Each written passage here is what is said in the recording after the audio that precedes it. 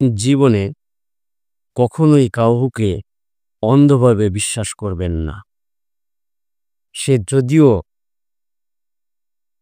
হয়ে থাকে আপনার পীর, আপনার অলি, আপনার গুরু বা আপনার গুরুত্বপূর্ণ কেউ।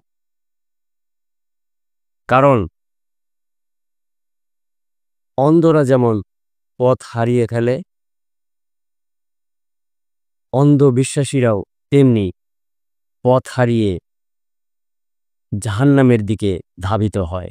তাই যা কিছুই গ্রহণ করবেন তা বিচার বিবেচনা বোধ জাগ্রত করে, লজিক দিয়ে চিন্তা ভাবনা করে, তথ্য উপাত্তর যাচাই বাছাই করে তারপরেই আপনি গ্রহণ করবেন, যেন ভুলক্রমেও ভুল কিছু আপনার মস্তিষ্কে ইনস্টল না হয়।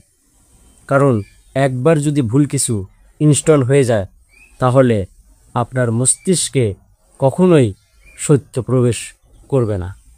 তাই সবাইকে সত্যকে জেনে তা ধারণ করে স্রষ্টার সান্নিধ্য পাওয়ার আশা রেখে আজ এ পর্যন্তই।